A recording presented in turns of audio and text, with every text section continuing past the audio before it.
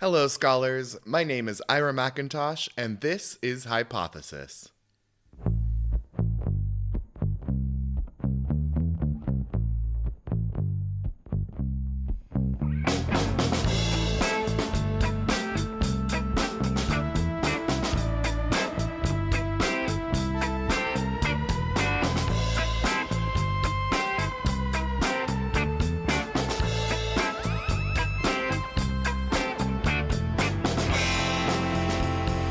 Hey there, everyone. Welcome back to my office. It's time for another episode of Hypothesis, and I'm so glad that you are here.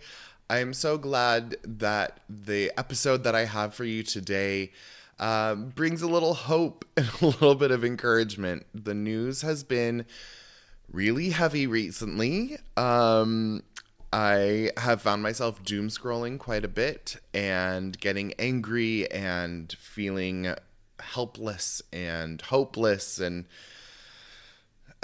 just all of the lesses.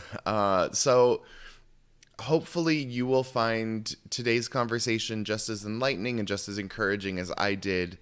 And it was so great to be able to talk about things like the trans experience and the autonomy of children and their medical care, and what it looks like to experiment with gender and how all of that is part of the human experience and isn't something to be scared of or to shy away from, but is something that we all do to varying degrees. So, hold on tight because this is a really kind of deep episode, but I really think that you will find some grains of hope to hold on to. My guest is Leia Bellinger, who is currently pursuing a PhD at Antioch University. As an out and proud transgender woman, the vast majority of her work is based in exploring queer resilience and protection. She currently lives in Tacoma, Washington, and works in private practice with experience in intensive outpatient treatment as well. Her current research endeavors are based in trans youth and elderly transgender populations. Everyone, please welcome Leia Bellinger. I don't even have that many queer people in my immediate vicinity, so every time I get a chance to sit down with someone, I'm just like, oh, finally. So right off the bat, let's just start off. Do you mind telling me a little bit about your academic background, what you're researching, how you got there, previous degrees, all of those fun things? Yes. Well, the what's interesting about my academic career is I did start as Leia. So my bachelor's, I'm originally from Florida. I'm a North Florida girly, and I went to Florida State University. Before I had transitioned, my academic career there was focused in English and a lot of reading, a lot of literature and so much research. I don't think people associate research with English degrees, but gosh, I mean, just the amount of reading itself. I've always been a reader. So, Florida State University bachelor's, moved to Los Angeles, had a completely different career. And then I'm kind of one of those late bloom scholars. And then you live your life a little bit and then you come back to academia, right? And I Yeah. moved to Seattle area in about late 2010s, and I've just been running since then. So, master's in clinical mental health counseling at Capella University. And then right now I am a PhD student. The program is a CES program, so counselor education and supervision at Antioch University in Seattle. So that is really the snippet of the experience. My research right now has been kind of the outlier within an outlier within outlier, is how I would tell my professor. The transgender populations that are often the most overlooked, and we're talking about trans populations in general being overlooked. So, a lot of my research lately has been in adolescent populations and teen populations, and then jump to these elder populations.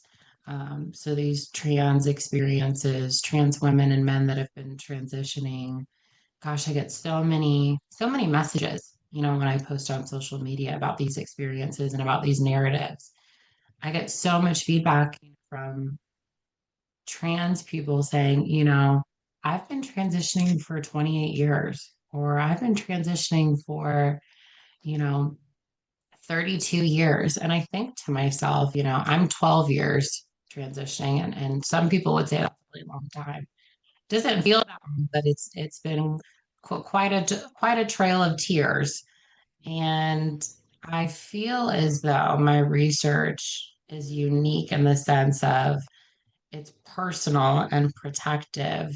And yeah, I think that my research journey is so deeply rooted in myself and my interest and my passion, but at the same time, the ability to live outside research and research really taking a place in the world long after I'm gone, right? I think that right there is a huge difference between people who kind of go degree and get to their PhDs quickly and before really living life. Is there's a disconnect between the research and its connection to reality and where it will go after them, versus those of us who come to education a little bit later in life, or decide to return to school later in life. Like, I lived for 10 years before I went back and got a second master's, and am now applying to PhD programs. Mhm. And that informed not only the topics that I chose to research, but also the way in which I researched and expected to find information, and the willingness I had to let that information change as that research occurred, because I understood that there were going to be things that I needed to look into for life, and that people needed to know that I wouldn't necessarily know myself. So I would gather that information, and it would change what I ended up researching. But I don't think I would have had that willingness to change my topic if I came to this 10 years ago. Yeah. I don't know how it is for other programs. I think you make such a valid point because my professional license in Washington State is licensed mental health counselor. And you obviously have to be in the field a while to garner enough hours and experiences. I worked in intensive outpatient and private practices. And I always got the feedback from professors and from PhD programs themselves being like, we want candidates. We want students that have lived a life. We don't necessarily want someone who's pursuing a PhD in therapy, counseling, supervision, education, whatever's going on. We want someone that actually has a real world experience, knows that very much these academic topics exist in our classroom, but when you apply them in a population, in a space, in a city, in this specific part of town with this specific culture, I mean, they want to be able to see you speak to it. They want to see you be able to touch on it in a way that demonstrates experience more than anything. Yeah, I mean, I think there are definitely some degrees out there where it's easier to go into them when you're younger. I would think that STEM honestly would probably be easier if you went directly through from one degree to the next, because then you're keeping that knowledge in your head and it's going to be at the front of your brain ready to go. But especially in the humanities, and especially in anything to do with human facing careers, being having some life is going to always help that. And I'm sure universities are always looking for those, I guess, non-traditional students, but looking for those students who have had that life experience before coming back to their degrees for specifically in those arenas. Because you just, like you said, you can't, when you want to be a counselor, when you want to be a therapist, when you want to study mental health, you sure, you could know the basics, but you're not going to be able to speak to someone in that setting with the same not even authority, but that the same understanding and the same compassion that you could if you had lived your life a little bit more and gone through some more things yourself. Yeah, I couldn't agree more. And the word that I really clung to was non-traditional. Like it's interesting that that's non-traditional and it's so subjective, right? Because I don't know if you polled 100 people if they would want a textbook book and even a summation of themselves, being regurgitated to them versus that interaction, that empathy, that questioning, that collaboration. All therapists approach mental health very differently. We're obviously bound by the same ethics and legalities and laws, but at the same time, the actual approach, so the methodology behind discovering what wellness looks like for every single client is so, so, so different. And Mm-hmm. that's really the beauty of being a mental health care provider is showing up for someone where they are, using the tools that my supervisors have always said like you need to stop looking for like that epiphany every session, and it's like, but that's what like fuels me. That's what like keeps me going. Is like the seeing the wheels turn, and Mm-hmm. maybe it doesn't happen that session, but it happens 2 sessions, three, four. There's mental health in itself is so fascinating because it takes on so many different forms. It's insurmountable how important it is for Mm-hmm. individuals to seek therapy the same way you would go to a doctor for a checkup. Well, and something you said earlier kind of caught my attention in that I know some of the articles that you sent me had to do with young people, which Mhm. is great. I'm really glad that we're researching how young people are experiencing life and experiencing these things, and there's a lot to say there, and I do want to get there. Um, but the fact that you also have elder trans individuals coming to you is it, for non-queer people, I don't think they realize how heartwarming it is to know that there are elder trans people out there, but there's so few of them.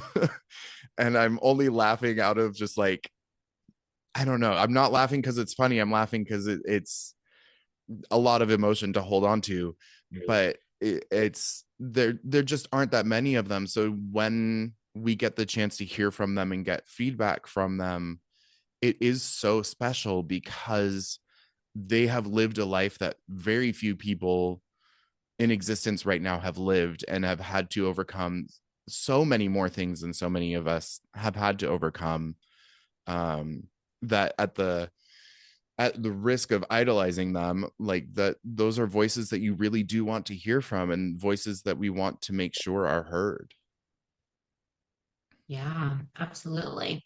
And that was really what I did a lot of my research in my master's program on, like our final quest into what a dissertation could look like in our master's program really sealed the deal for me to pursue a PhD because, colleges nowadays have an online database with hundreds of thousands, if not millions, of peer reviewed empirical evidence, research, case notes. I mean, everything you can imagine. And I remember sitting there, and this was maybe 2023 ish. So not too long ago, 2022 maybe. And I typed up elder transgender femme populations just to get a gauge at exactly what you're talking about, the cataloging of their stories and their experiences, and frankly, what research studies, quantitative or qualitative, have been done. Honey, I found one article and I hate I that that doesn't surprise me. I like fell out, and if you look at the databases, there's been a surge in young adults trans populations.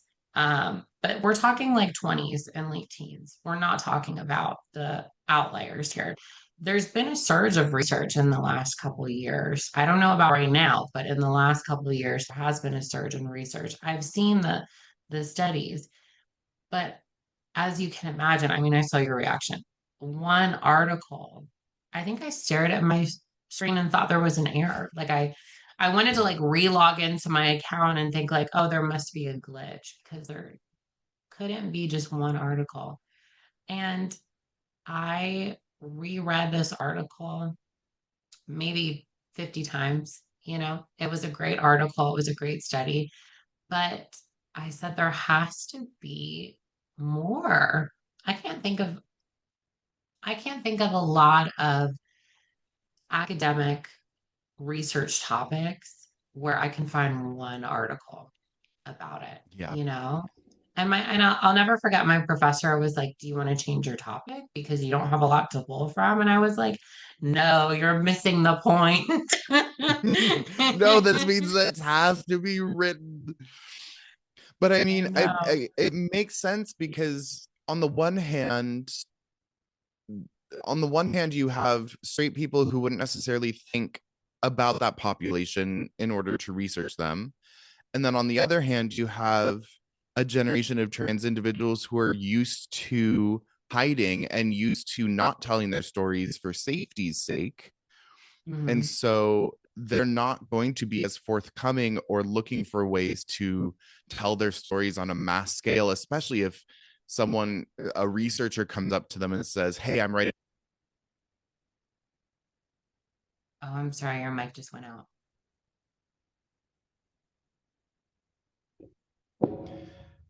Am I back?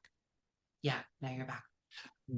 There have been so many articles and so many writers who have been disingenuous about the way that they've written about trans people that I can imagine that getting that information is difficult, and pulling those stories out of those people is going to be more difficult than pulling them out of trans youth who at this point are, while still under attack by governments, are still living in a world that is at least aware of their presence now.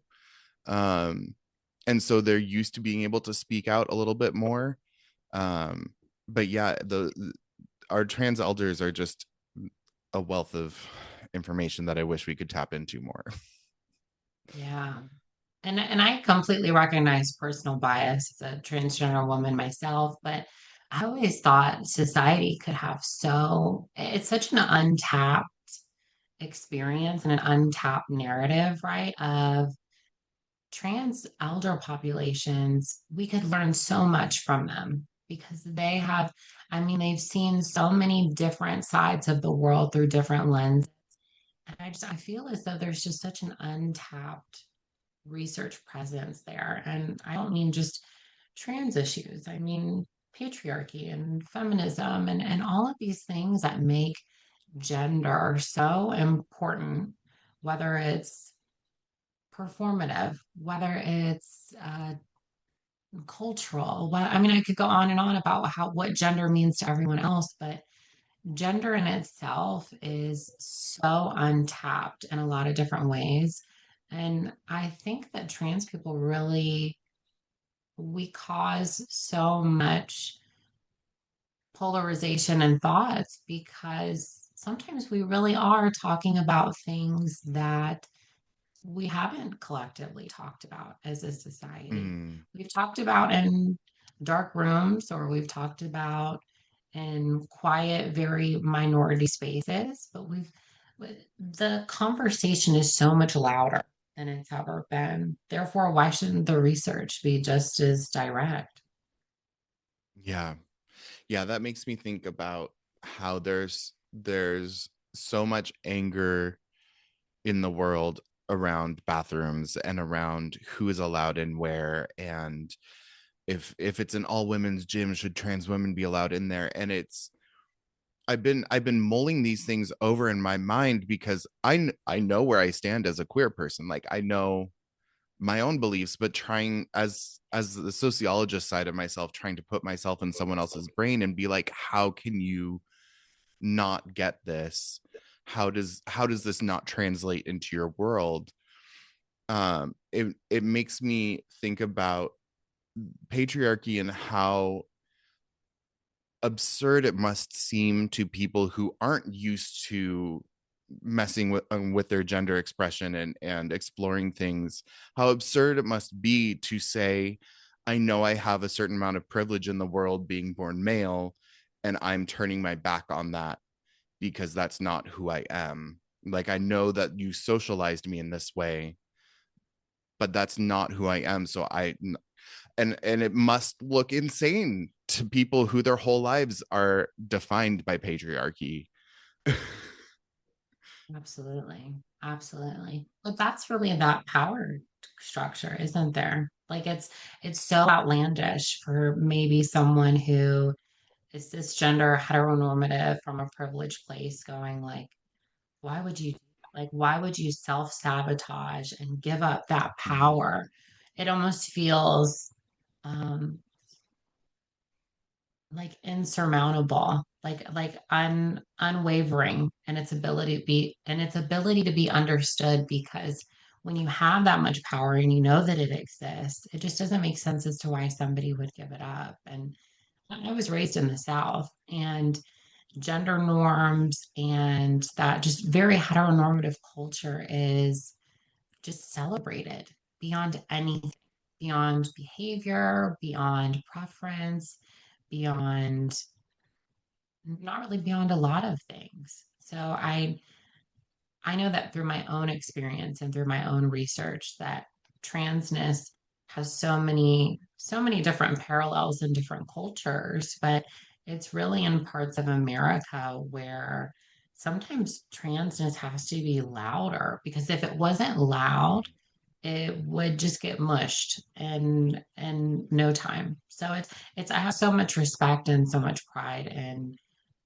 queer populations in different communities in the US that really have to, I know we've talked earlier about where we've lived, and sometimes there's not that same level of awareness or that same level of like, I have to show up every day, I have to advocate for myself. And we're not just talking professionally, we're talking personally.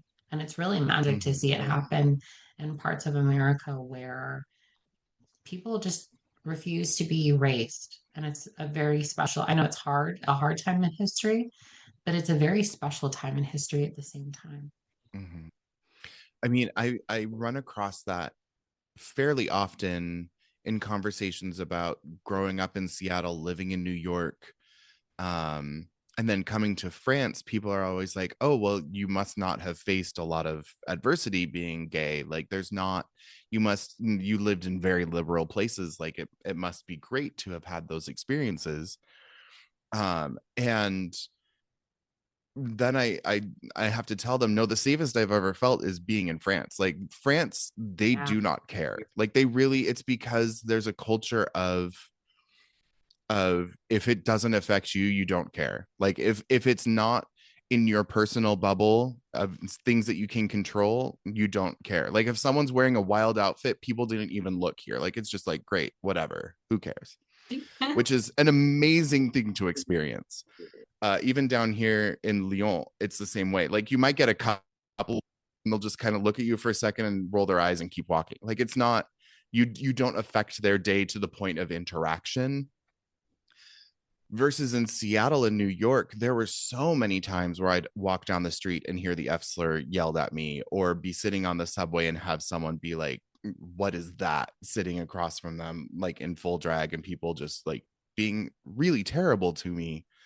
So it's interesting coming from liberal places and realizing that there were so many times where I kind of would slip into that false sense of security because of where I lived and because of the expectations of that. And then these rude awakenings every once in a while of just like, oh yeah, no, this is still this is still the US. These are still things that people are going to yell at me about. Yeah. I couldn't agree more, Ira, because my experience is, from the South to LA to Seattle, and but I've never lived abroad. So my preference or my like, oh, this is great, I could move to France and it could be a utopia. So who's to say, that that's the best that there is? And you're right. I mean, this awareness that you have really speaks to the fact that America in general polices normalcy, right? Mm, It's we seek so much value in being we say we're an individualist society, right? Until someone doesn't like it. And that's just something that I've seen happen again and again. And it's something we really have to consciously be aware of because, yeah, the older I get, the more I wonder if we really are an individualist society because pieces of America is, but I don't know if that exists in the same way then maybe is celebrated. You can celebrate yeah. individuality, right? But only to a certain point until someone says, well, why don't you look more like that person? Or why do you have to do this? Why do you have to change? Why do you have to tell me that you're somebody that I don't think you are? I mean, it's a really Mm. powerful conversation. I think if I were to have to come up with a reason right off the top of my head, I would I would say that it's because the US really values status quo because Hmm. of wanting to be the world superpower, wanting to be the top dog. In order to do that, you have to have a certain amount of homogeneity.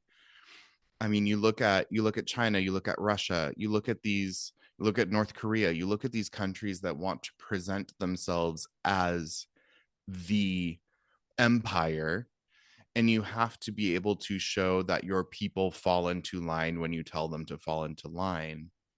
And so the US is the same way in that it we want to present this unified front to the world.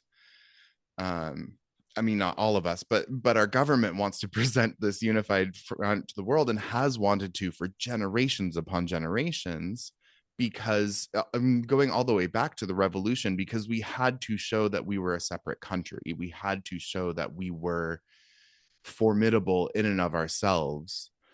And so that doesn't allow for individualisticness in the bigger picture. It requires people to fall into line and to say, okay, great, I see where the standard is, and we're going to hold it. So to have queer people come along and say, no, absolutely not, why would I do that? That's ridiculous. Like, you're all being stupid here. We are all individual people. That challenges that status quo, and it goes beyond just basic patriarchy into patriotism and into geopolitics, which is insane, because it's just like, we're just people, we're just humans.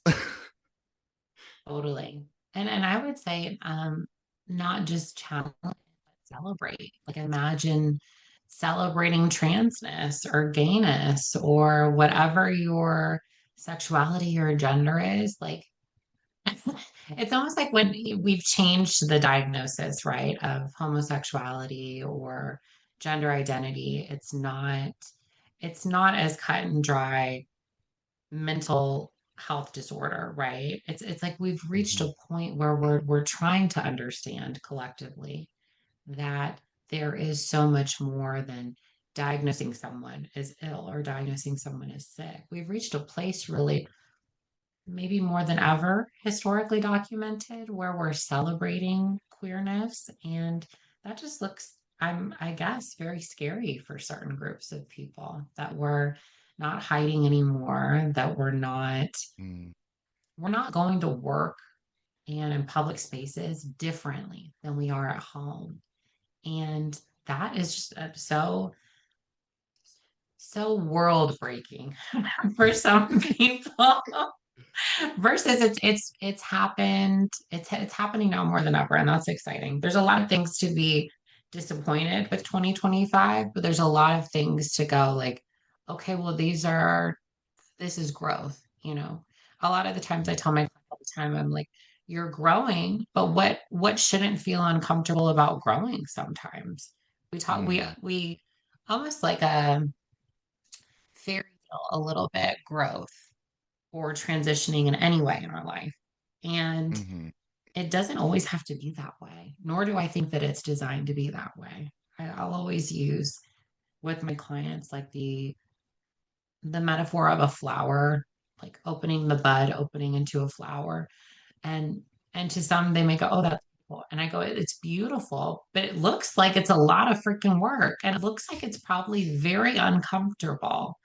And that's to say that we may remember the final product of the flower, but we don't necessarily recognize instantly all of the work that that plant had to put into itself, the energy that had to be harnessed in order to come up with that full bloom that's going to last maybe 2 weeks, right? Yeah, and there's a reason why plants photosynthesize, because getting tons of energy is easier when you're getting it from the sun rather than having to eat things to get it. Yes, But yes. that all just It's makes such me a think about, oh, go for it. Go for it. no. I was just highlighting that. I'm like, it's you're picking up what I'm putting down, but it's such an intense process, and then to try to find the words for it. I really enjoy when clients can pick up on that, like that element of growth. Mm. Well, and what you were saying also makes me think about how um, there's a lot of conversation right now around when you make accommodations for people who have a disability, those accommodations end up helping everyone else. In the same way, when queer people stop hiding themselves and being themselves just at home and hiding when they're in public, and we're ourselves all the time, that then unlocks a door for everyone to want to be themselves all the time. And you said being themselves at work, and it makes me think about how millennials and Gen Z are so tired of jobs being just a job that you go and you slog through during the day, and then you get home and you're tired and you don't get to have your own life because you're living for someone else, and instead are requiring their job to uh, give them some sense of fulfillment and be part of their everyday life. um it makes it, I see those parallels happening now of when queer people start to push those lines and open those envelopes. It allows everyone else to be like, oh yeah, of course, why was I thinking in such a compartmentalized way? Why can't everything be something that feeds me? Yeah. Oh, I love this verbiage. Like, why can't the world nurture me on my own terms? Mm, That kind of wavelength. It's interesting because I when we talk about accommodations, I don't know about you, but I feel as though so much of the feedback I get is accommodations are at least years ago. I hope that it's different now.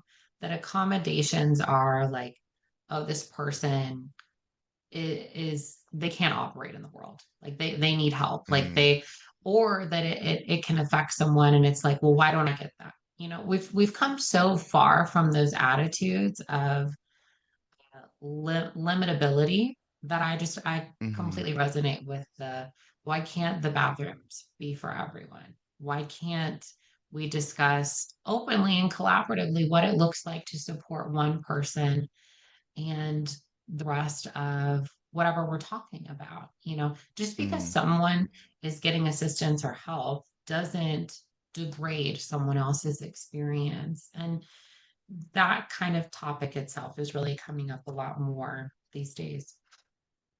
And in fact, doesn't it isn't that it just doesn't detract from someone else's experience, but it will also add to other people's experiences. And it makes me wonder if, because one of the arguments that's made so often around the bathroom issue, which is, I don't understand why it's an issue. It's there, we go there to get rid of things out of our bodies to flush down a toilet. It shouldn't be this big of a problem. um but one of the kind of rebuttals of that is, well, at home your bathroom is for everyone. Like, it's not, you don't have gendered bathrooms in your home. And I think therein lies the issue, in that younger generations have started to say, I want to feel at home everywhere I go. And Mm. older generations didn't live like that. When I think about my grandma, who was born in 1920, going into the world, you had to present yourself as a very different person than you were at home. You had to wear a head covering, you had to wear specific clothing, you had to wear certain shoes, you had to wear gloves. Like there was very specific things you had to do when you were outside of the home. So to have new generations say, why can't we feel at home everywhere we go, is a challenging idea to older generations. And that, Yeah. so it makes sense as to why that argument isn't making its way through to people, because they're not used to that feeling of being at home. They're used to liminal spaces where they're not able to really relax and let their hair down, because their grandparents or their great grandparents or their parents in some cases were telling them, no, you have to sit up straight and you have to act in this way around this type of person in order for society to progress forward. And so I really feel strongly that that's one of the biggest issues, is our generation just sees the world as possibilities for home. And Ooh, it's hard to explain that to people. yeah. Home doesn't have to be a single place, right? It can be a feeling, it can be a presence. We can move with it, we can carry it. We're not bound to it unless we want to Mm, embrace it. That's really what comes to mind. And you're right. Why? I mean, it just lends to think of, as we're talking more about gender norms, how performative, you know, the just being in public spaces can be historically. mm, You make such a great note. I've recently been rewatching Mad Men, and mm, and I'm so fascinated with how much gendered language has existed, and we're talking about it now like nobody wants to nobody wants to recognize how gendered America has been until someone like mm. shakes the cage a little bit. But I was like, oh my gosh, I'm like the verbiage of the secretaries of like when they have a brand new typewriter and they're like, well, a man invented it so that it would be simple enough for a woman to do, so we should be okay. Like I'm baffled because the 50s Yeah. in the landscape of the earth, the 50s and 60s were not that long ago. And there were gay people then, there were trans people. Everyone that you see on your landscape, on in your neighborhood nowadays, they were also there too. And it's just baffling sometimes that I have to remind individuals that we have stood the test of time and we will continue to stand the test of time. Um, there's just so many places I can go with this. Research wise, I think of, some of the research I've done to like queer experiences and pre World War II Berlin, like Mm. there's been so many spikes and so many fits, but the historical timeline for queerness is very much alive. It very much has a pulse.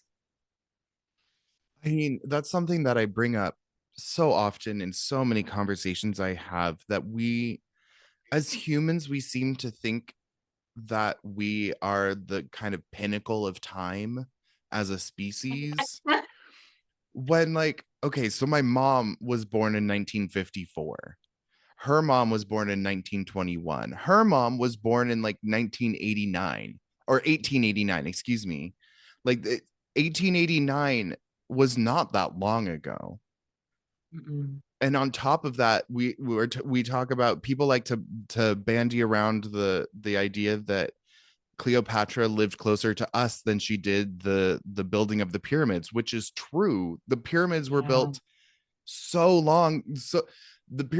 so long before Cleopatra that being an Egyptologist was a career in ancient Egypt. That's how ancient Egypt is.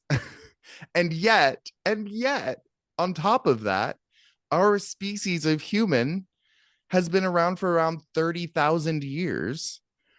And the Homo species had been around for millions of years, and we don't have any of that history. We barely have 4,000 years ago written down. And yet we think that we're done evolving and we're the top and this is the end and we're the greatest that could ever be. And it's like, no, we are still constantly evolving and we're still figuring out who we are as a species. Like, let people figure this out. Oh, I get really Yeah. heated about that. Yeah, I love it. You had me chuckling at Pinnacle because I was like, that just shows that there must be a lack of awareness of how the world has become the world. Because when I think of Mm, Pinnacle, I think of Pinnacle coming back to that word of utopia, right? There's so many social issues in the world. There's so many environmental issues. There's so many opportunities to call out inappropriate behavior in the world. That's like a nice way to say it, right? mm-hmm, And I think of Pinnacle as like untouchable. Like we've reached a point mm, where the things that don't matter, and the things that do, we're actively, collectively doing something about it. So I'm so wary of any narrative that says Pinnacle, or I'll tell you my least favorite word in the English language right now is exotic because mm. it comes from such a place of, I see you reacting. Yep.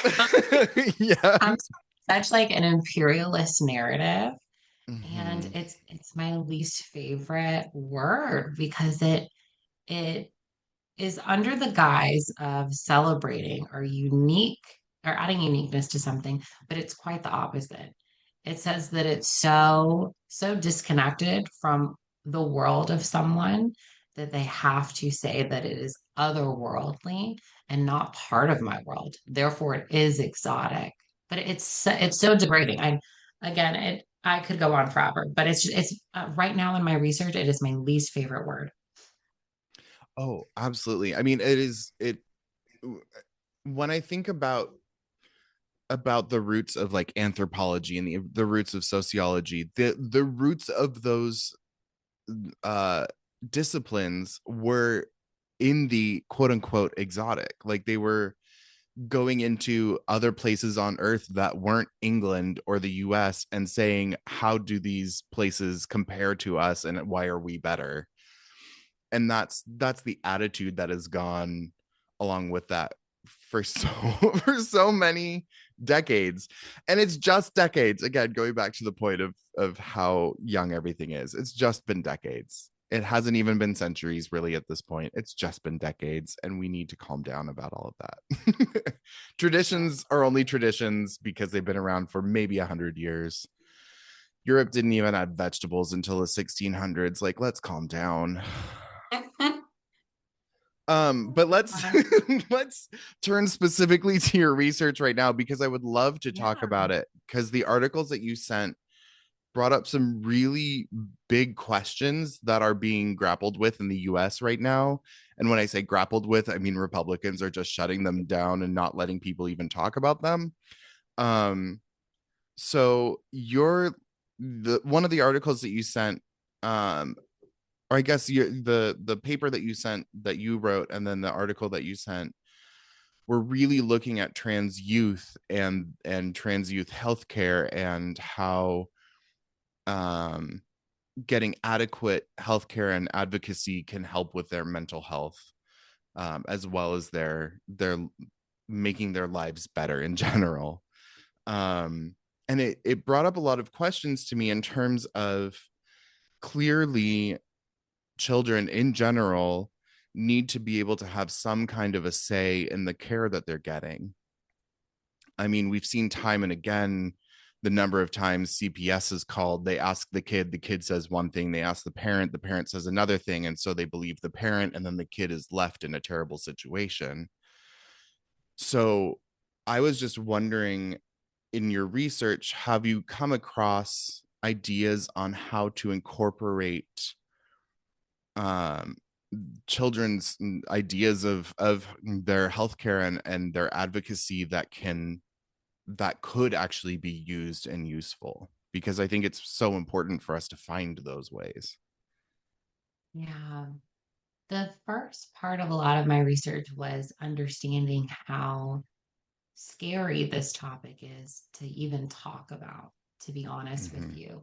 Because when you are talking about children have, and by children, I mean adolescents, teen populations. I don't mean infants, I don't mean toddlers, but we're talking about the verbalization of feelings and emotions and thoughts about topics of gender dysphoria and identity. I noticed that one of these kinds of topics, I really incited not just from my not just from school peers, but from people in my life. I really got so much different variations in understanding what this means. And children are, I when I talk about children, everyone that has children has a very specific understanding of their child, right? And it's very hard to grapple with the fact that your child may have a different understanding of themselves than a parent does when a parent feels emboldened to say, well, I know my child, I know my kid. I 100% agree with that.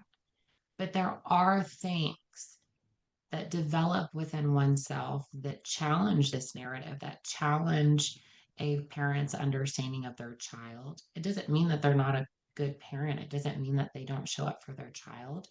But there are certain things that happen developmentally when it comes to transitioning that, first and foremost, we as a society have to be okay talking about it. So, my first Mm, piece here to start the research was I was shocked at how scared people were to have this conversation. And mm, I'm I can speak from the research standpoint and from working in clinical mental health spaces. I have an extensive work experience with trans populations, and I see the impact that parents have on their children when they listen. And I don't always mean agree, or I don't always mean celebrate. I mean, bare minimum, listening and understanding that there's something going on here. And instead of conversion therapy, instead of threatening behavior, instead of shutting it down, just the ability to open up the space to have that conversation with a child or with a mental health specialist and the child. I mean, there's so many ways to go about it that my first insight into this was, gosh, nobody really wants to talk about this. They would rather just say, no, let's not, or no, let's wait. And we know that historically that has horrible repercussions for child development. I mean, it makes me wonder in studying fashion, we talked a lot about the mirror stage and when as a baby you look into a mirror the first time and see yourself as a separate individual from your mother. And it makes me wonder if there's a way to discuss the like opposite of that where the parent has to have this moment of looking at their child and seeing their child as an individual outside of themselves, because it feels like a lot of these conversations seem to be around, oh, I can make this decision for my child because they are my child and I have given life to them, so therefore I get to make this decision. So that's kind of the first question that swirls in my head. But then um on top of that, just thinking about how colonialism has kind of colored this conversation as well, in terms of the ages at which we ascribe knowledge to children. I mean, coming from a Jewish background on my mother's side, that would be 13 was where you were considered an adult and you had to start taking responsibility for your actions. My dad grew up on a farm, so he was driving at 16 and making huge decisions at 16.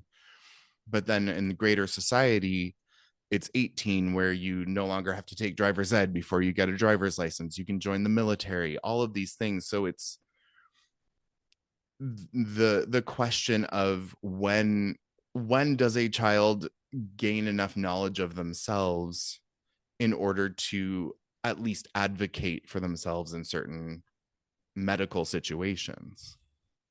Sure, sure. And to follow that narrative, it pulls me back to elder populations as well, because it's not just the ability to understand that you are transgender or that you have a different relationship with your authentic gender. It's completely, and I talk about this in therapy a lot with clients that are questioning this, it's completely different to act on it, which is Mm, very, very important to denote that there are people that feel this way and they exist in the world in a way that doesn't showcase it, that doesn't explore it until they can't anymore. And mm, it comes back to that conversation, right? Of that shared decision making, that SDM really has to come into contact with parents. And again, it's like we can try create this relationship with 18 or with 21. But to your credit and your own personal story, I mean, I was raised in a Catholic family. We all know that when you're confirmed and you're 14, the world is supposed to look and feel different. I don't know if it really did. It yeah. was just, it's a beautiful sacrament, but I don't know if I walked out of that and felt like the world was magically a different place like I did Yeah. when I was living on my own for the first time in college. Hmm. Like there's so much more nuance to the human experience than an arbitrary number that Mm, denotes, okay, now that you're this age and you're not living with me and you have money and you have your own health insurance, now you can transition. Like it's just this whole narrative that I don't want to say that some people have come up with in order to pursue transness. It's so confusing because it's like when you reach that point and you can, you're not celebrating and you're not proud of that person. You're not even understanding the fact that they waited that long and for what? Now they have their own trauma. Now they struggle with, body dysmorphia, gender dysphoria. Like there's so much more nuance here that even when you open it up to certain rules and regulations, it's not even like if you followed them all that magically whatever state you're in, whatever county you're in would go, great, you got it. We're happy to see you on the other side. Those stories don't happen. yeah.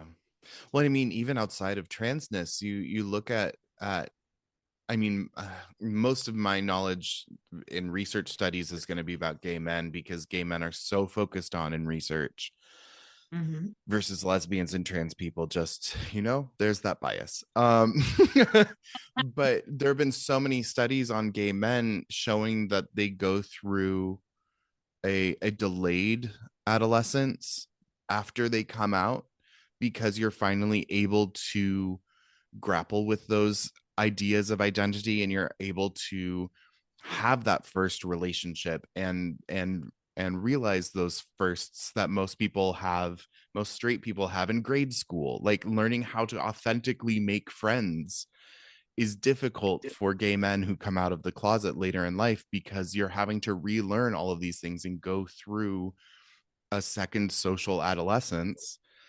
So I can only imagine how much harder it would be, therefore, to be to be trans and to have to go through not only a second emotional adolescence, but then a second physical adolescence on top of that, and see your body changing as an adult.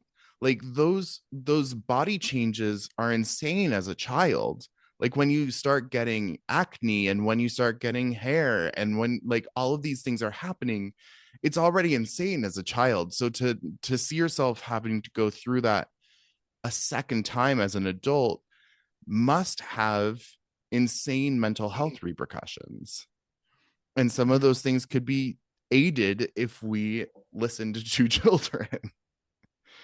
Yeah. And it's really hard for some individuals, right, to listen to a child and come to terms with the fact that a child may know something about themselves better than their parent or better than their guardian, better than their teacher, even better than their family in general.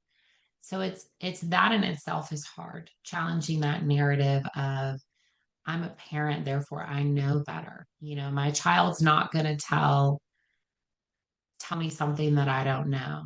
We've come so far from this narrative, right? Of, well, I told you so, or it is because I say so, right? We've come so far from that Ugh. parental voice, and there's so much to be gained from just listening. That's really what this research has taught me more than anything.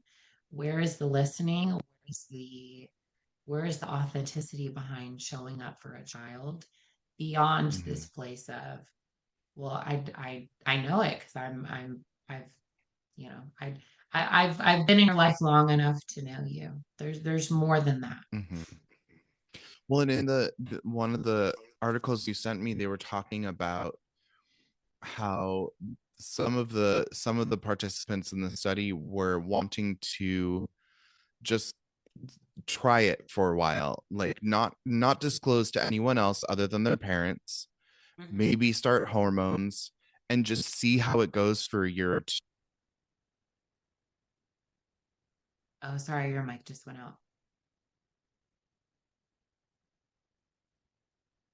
Oh, your mic went out. Is it back? Yeah. Okay. It's just that's such a mature way of looking at things and saying, I know that I'm young and right now this feels right, but in 2 years it might not, or I might think that this is where I'm at, and then I'm on hormones for 2 years and it changes how I think about the situation and I might want to go off of them. But then parents of these children saying, no, if you're going to do this, you've got to go whole hog from the beginning and you have to disclose to everyone. And I'm going to march you around town and make you tell everyone, as this weird way of like proving their child's gender to people, was such a wild concept to me because I've never considered that a parent would do that. And I guess that just shows my privilege in how I grew up, but just like to think that a parent's idea of their own identity was so tied up in and of themselves that they think that they should just force their child who admits to maybe not fully being sure about something to just be like, no, you, if you're going to do it, you have to just do it. um it's such a wild thought. like I don't think anything in life you could do that with. Like you never hear of anyone even starting a sport and being like, I'm just gonna go swimming for the first time. Great, you're going to start it like you're an Olympic swimmer and you're gonna be in that pool 8 hours a day, 5 days a week. Like, oh, where does that thought even come from? Wow. And coming of age is about exploration. Nobody says, I know exactly what I want to be. I know exactly where I want to live. I would know exactly what my partner is going to look and act like when I'm a teenager, right? So there's maybe this you're speaking to this like over commitment to a life and a direction that maybe doesn't have to exist in order for there to be progress. It's a really interesting concept. I'm also, to speak from my own experience, I didn't know about trans people until I was maybe 18 years old. And, you know, I I was fascinated. I'll never forget. I'm in like the Metro Bar and Bar Club in Jacksonville, Florida, and I'm like, why is there a woman performing? Like I thought this was a drag show. This is so cool.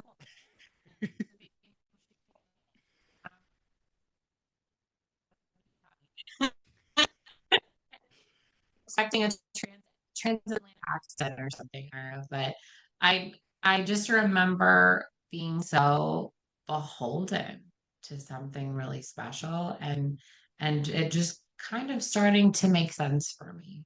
And the reason why I share that is because I wonder about my exploration if I was younger and it was a little bit more progressive or a little bit more having those conversations versus not wanting to have those kinds of conversations.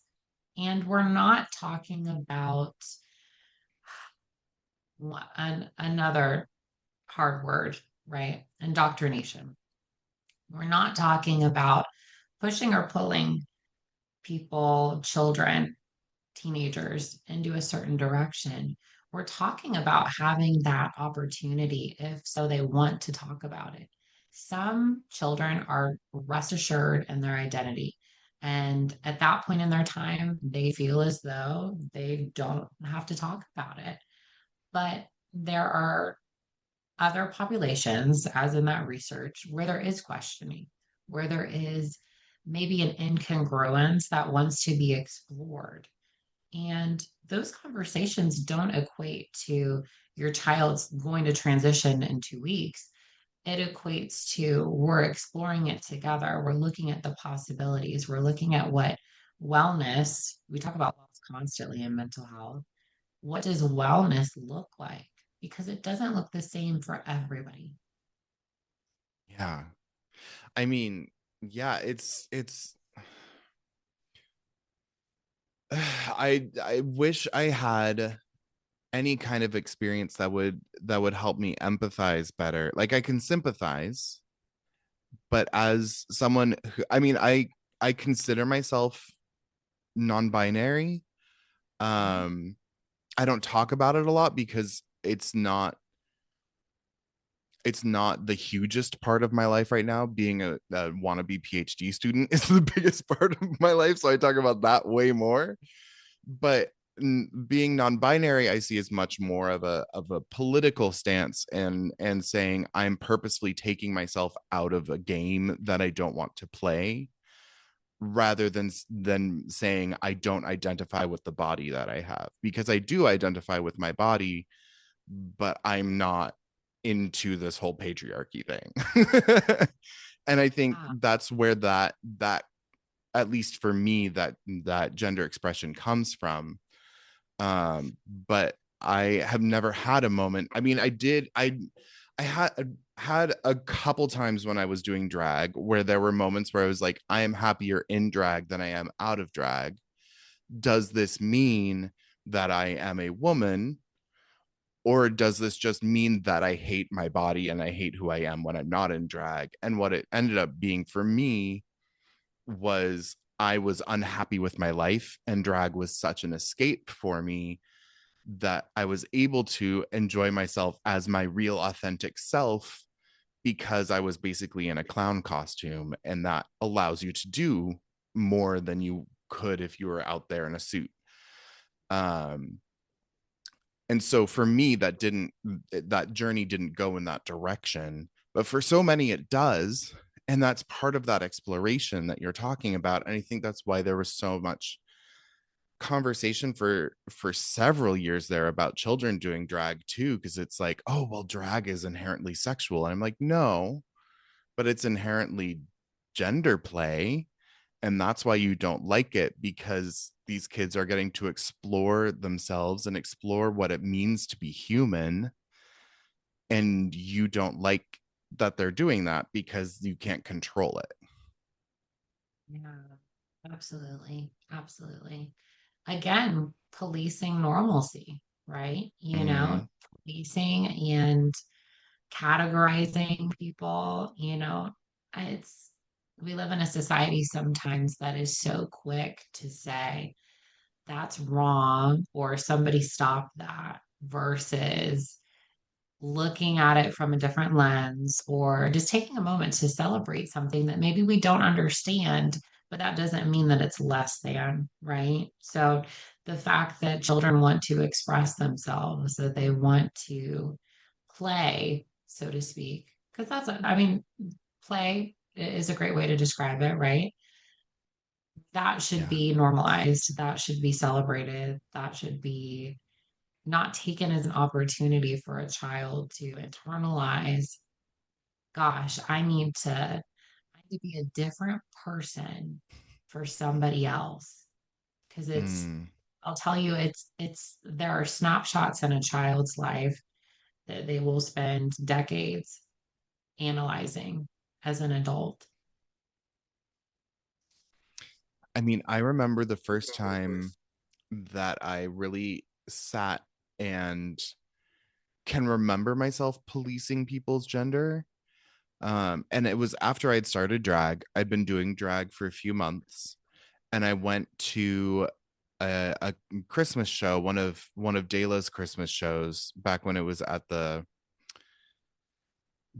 Oddfellows Hall, before the Great Schism. And I saw Kitten and Lou up on stage, and leaned over to the person that I'd come to the show with and was just like, "Are those women or men?" And the person I came with was like, "Does it matter?" And I was like, "No, I guess not. But are they women or men?" And then we went back and forth, and I finally had to be like, I had to sit in my uncomfortability of not being able to define what was happening in front of me. And that really started my journey, because at that point I would have been 24 or 25. Like, this was late in life. I didn't come out till I was 22, really. Um so I had had 22 years of my life where creating those definitions were how I got through life. And I finally had to sit in this moment watching a show about Christmas where people were dressed up as slutty snowmen and reindeer falling off the stage with their butts out, and be like, I don't have to know what they look like under their costumes to enjoy what's happening in front of me. And my journey since then has continued to be that, like, every once in a while I have to remind myself again of just like, it doesn't matter who the person is. All I need to know is how they're interacting with me. I don't need to question their presentation. I just, are they being kind to me, or are they being an asshole? And if they're being an asshole, then I can be an asshole right back. But none of it has to do with their presentation. That's all their own decision, and all their humanness to play with that. And it can change from day to day. If that person one day wants to show up presenting female to school, and the next day they present male, I'm not going to question that, because that's them, and they get to do whatever the heck they want to do, because that's their meat suit that they get to dress up that day. So, like, I don't know where I was going with that, but It was that was my wonderful. soapbox. It was wonderful. I I was gonna say that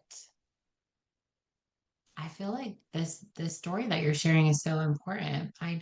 The first thing I want to kick it off with is, does it matter is probably the quintessential Seattle response that I absolutely adore about Seattle, right? Absolutely. Doesn't matter. So so that was the first thing. Does it matter is like quintessential Seattle, and I love that. The other piece here, I think my connection is really just what it looks like to take on who that person is. It's like we have to kind of shut our skin a little bit, and that can be uncomfortable. We talk about growth again, of like realizing, having that awakening of, gosh, I really do see the world through gender. I really do see comfort in a crowded room being like, that's a man, that's a woman, that's a woman, that's a man. And we, it's so ingrained in us sometimes that the second that we have some kind of nuance to incongruence, right? And that's very subjective sometimes. Like, oh, this person has this quality that I don't necessarily denote with femme versus mask. And it's like time stops. And it's such an opportunity for us, even as queer people, to go, let's leave some of these feelings about the world behind, because they're not helping us. I think that's something that isn't talked about enough, is that Mhm. queer people aren't a monolith. just like straight people aren't a monolith. Yeah. And we, as researchers, we lump queer people together all the time just because it's easier to talk about things in simple terms. And I had to come up against that constantly in my thesis because I kept wanting to say the queer community, and my advisor was like, okay, but you're only talking about gay men in this because that's the research that you're finding. And I'm like, you're right, I need to stop just saying the queer community because that's not what I mean. But it's, I believe you talked about it in the article that you wrote and sent me, or in the paper that you wrote and sent me, um where you said, and now it's going to completely fall out of my head, but it's the just the oversimplification of lumping LGBTQ people together, when in reality lesbians, gays, and bisexuals have a completely separate experience of life to trans people. And if you Mhm. look at the history of queer liberation movements, it always has been this kind of like, here's all of these gay people over here, and then here are the trans people over here, like shouting, hey, you say we're part of your community, but you're leaving us out in the cold. Like, I think about the Sylvia Rivera's speech in 1970, where she's like, I'm the one in the prisons taking food to your brothers and sisters, and yet Yeah. you won't let me into your bars. So it's, Hmm. there's so much of that oversimplification and misunderstanding from specifically gay men, because of course, but also lesbians and bisexuals, just leaving trans people off into the sidelines because we aren't asking the questions of how are you experiencing this situation, and how does gay marriage affect trans people, and what is the relationship that we need to have there. And it's, that's a conversation that needs to be had, because I don't feel like as an LGBTQ plus community we have had that conversation. Like, trans people have been trying to have that conversation, but I don't think as a full community we've sat down and said, you're right, we don't have the same experience, how do we include you? Yeah. What a great observation, because that conversation is a hard conversation, right? Because we want to say that we are united, but there are certain situations historically, you're citing that prove that there is some inequities.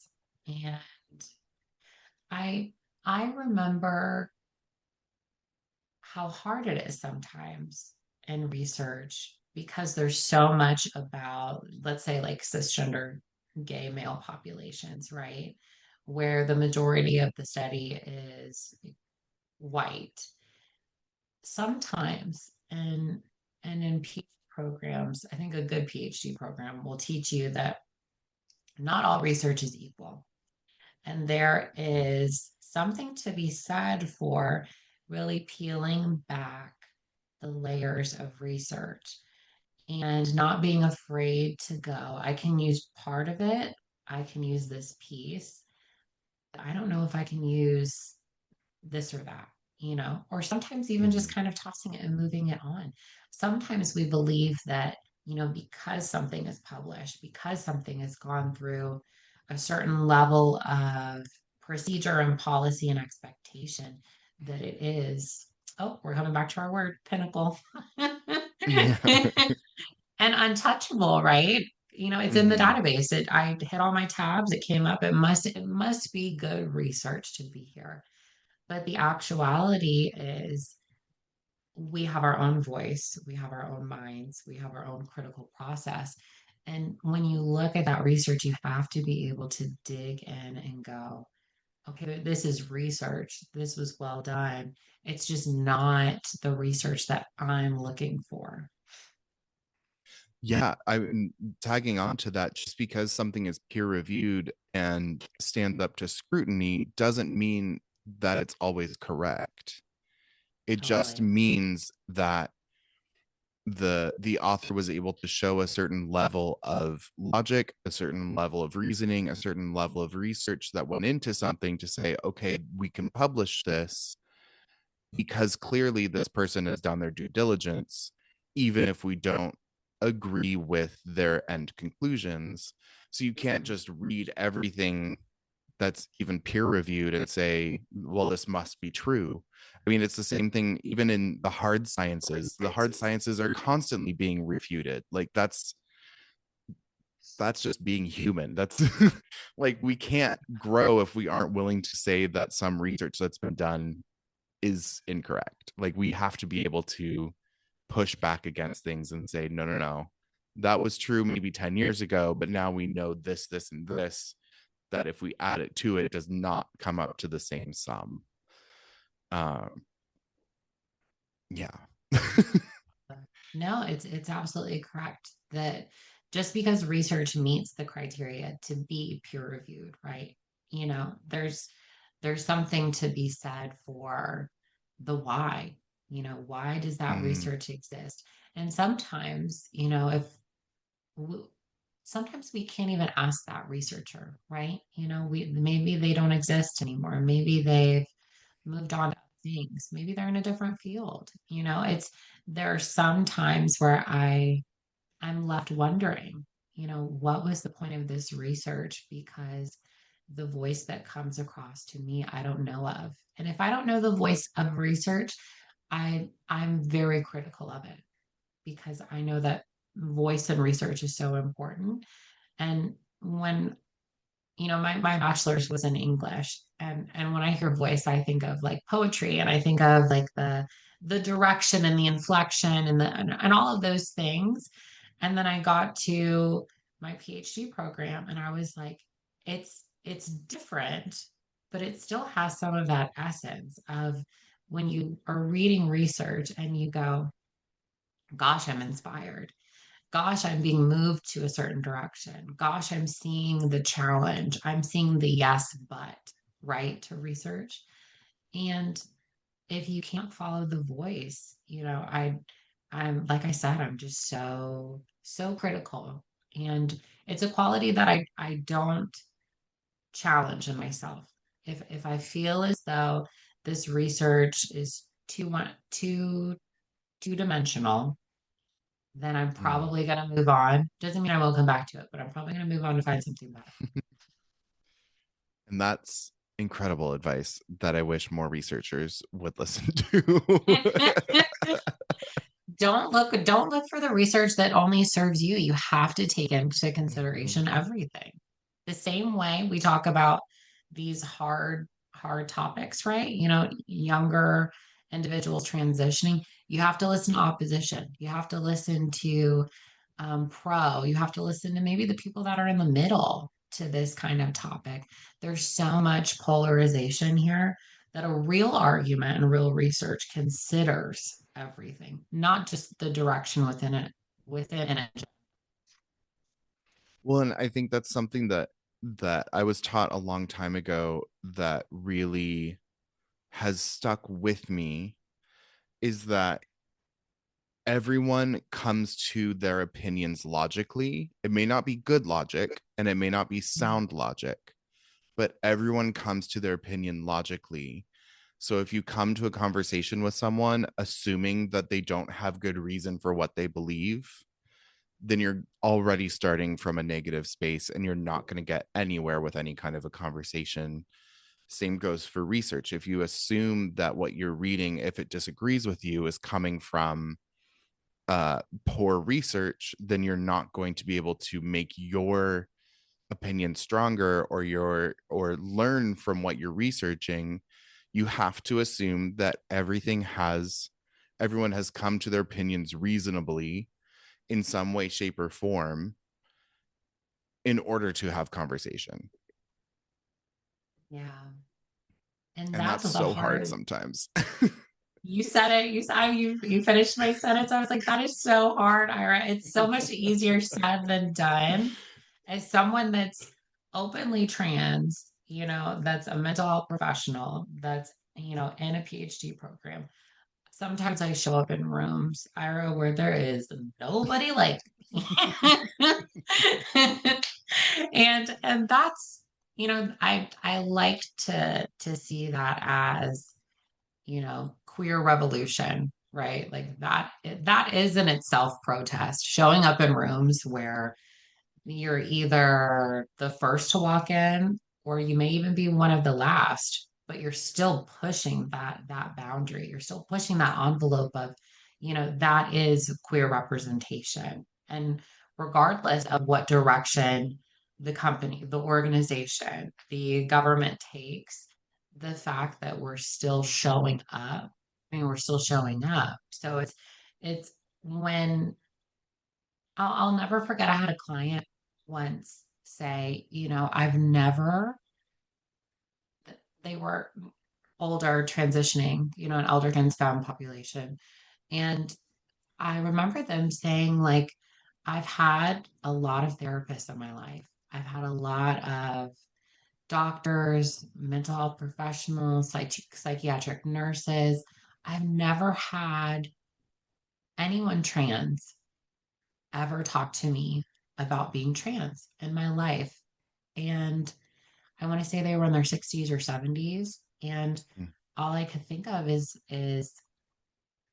one, how fascinating. Two, how important it is for me to show up in this space because Mm. we often see so many queer people on the other side of treatment, on the other side of a study, but we don't necessarily see as many people celebrating the fact that queer people are everywhere in every forum and every vicinity and every field. There are queer people showing up. And that's really the most important part of my work is not just showing up in a way that says I'm here and I'm a professional. It's I'm here and I want more. I want to Mm. be in more places. I want my research to go more places. I want my voice to show up in places where I don't know if it has before, but I'm excited for the next wave behind me. I'm excited for the next piece of the puzzle to continue this conversation. Because what we're talking about now, Ira, maybe in decades, they'll be like, oh, they were just scratching that little surface, of what the world could be like. And that is I hope exciting. so.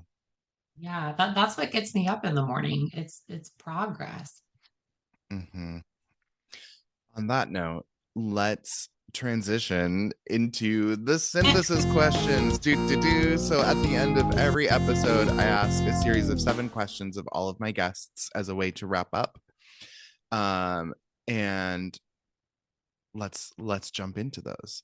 So question number 1 is, what is your typical executive dysfunction and or rest day activity?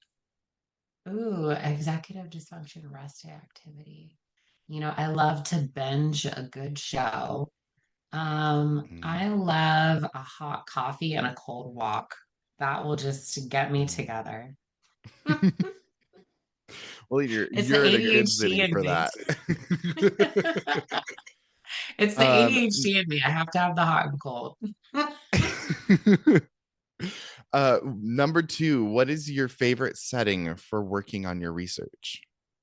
Ooh, favorite setting. Um, I love a coffee shop. There's something about the ambiance and that secret curiosity of like, what is that person writing about? Or like, what is that person reading that gives me a little bit of that break from my head down on my laptop? I am sensitive to energy in that way. I love being in a place of curiosity, Just all the caffeine in the air helps too. soaking it up. What is one thing an advisor has told you that has stuck with you? And this can be good or bad. An amazing question. I want to make sure I get the wording right. Dr. Jenkins at Antioch University was talking about imperialism and kind of this.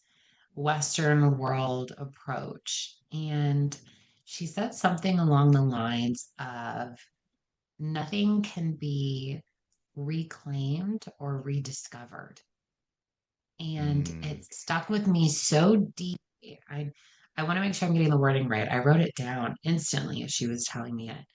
It came from this place of, I'm kind of alluding to what we talked about before, another culture entering another culture and going, look what we discovered. Look what's ours. And it was such a great way to sum up how wrong that feeling is in so many different mm, ways. And yeah, it's just so special. that's amazing. If you could choose any other area of research, what would you choose and why? Mm.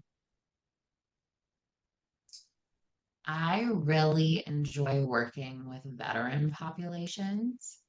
I think Mm, that there are so many parallels to transgender populations and veteran populations.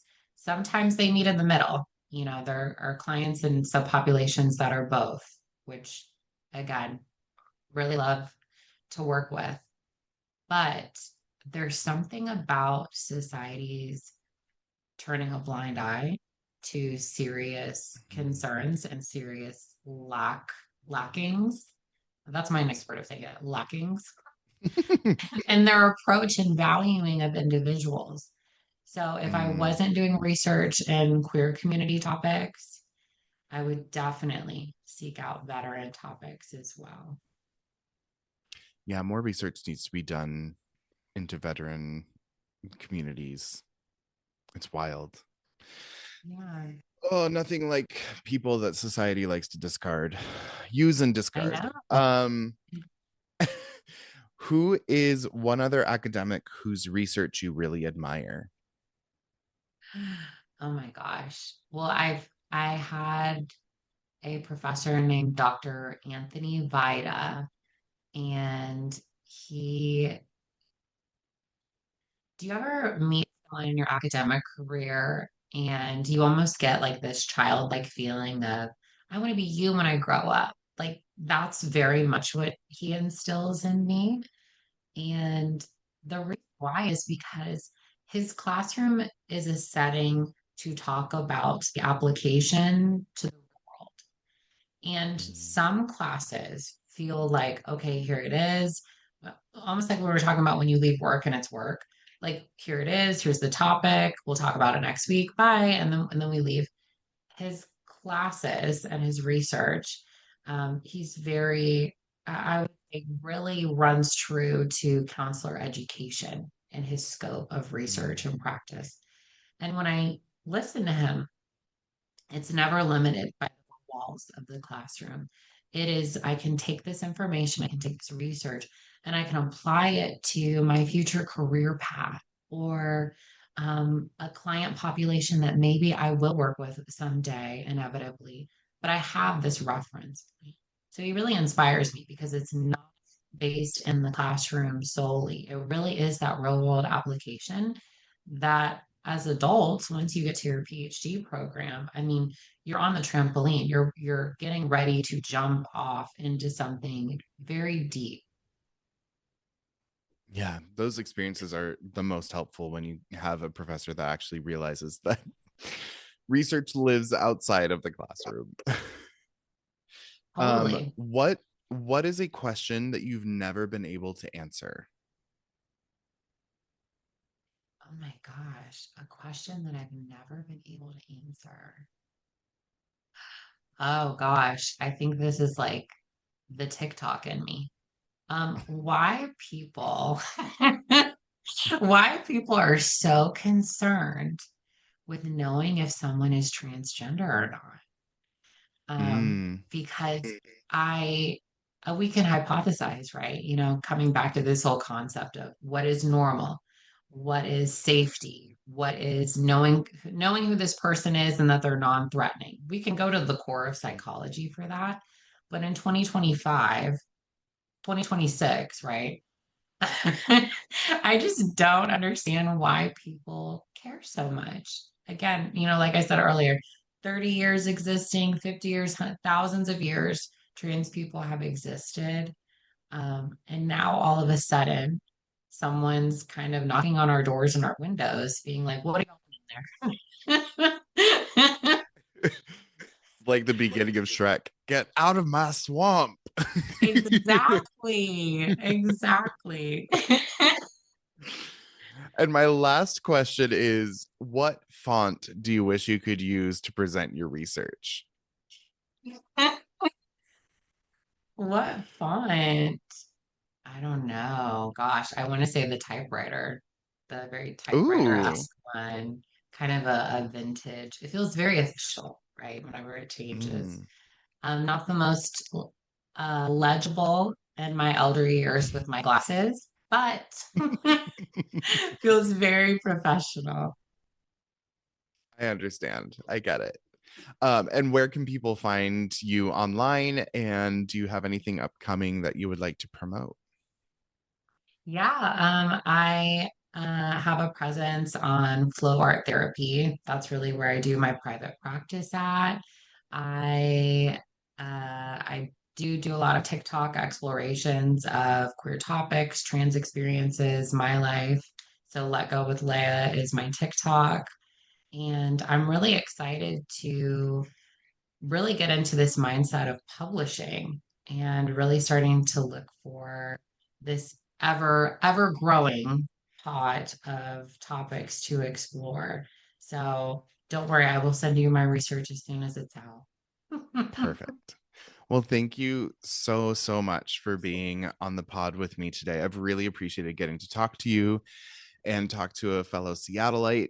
It makes my heart so happy. So thank you very much. And we will talk to you all later. Bye. Bye.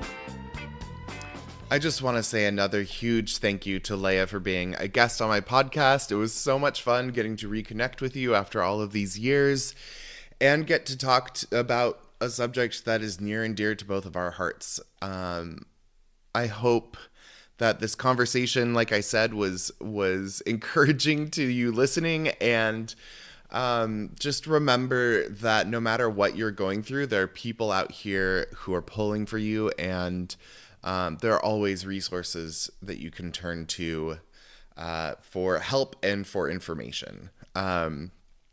If you would like to ask a question of me or any of my guests, please feel free to submit those questions. You can submit them on our Instagram at hypothesispod. You can also send an email to us at podcasthypothesis@gmail.com. You can also send in an audio question to us if you would like to have your voice on the podcast. You can send that in on speakpipe.com/hypothesispodcast. That's speakpipe.com/hypothesispodcast. As always, the articles mentioned in today's episode are available on my Substack. That's iramcintosh.substack.com. You can also find the video version of this podcast there and the audio version, so please feel free to subscribe and share and do all of the things. Please follow all of our socials, the Substack, the Instagram at hypothesispod, or you can find me on Instagram at Ira A. McIntosh or on TikTok at The Gay Ethnographer. The more you follow and the more you interact, the more people that we can reach with this podcast. It's all thanks to you that we have the listeners that we do. So thank you so very much. Please remember to subscribe, rate, review, and share with your friends. And when you do subscribe, make sure you hit the download each individual episode as the episodes are released, because even if you listen to the episode, if it's not downloaded, it doesn't count in our back of house numbers. So please download the episodes when you listen to them to help us out. Let's fight misinformation together. Have a wonderful day and go read a book. Goodbye.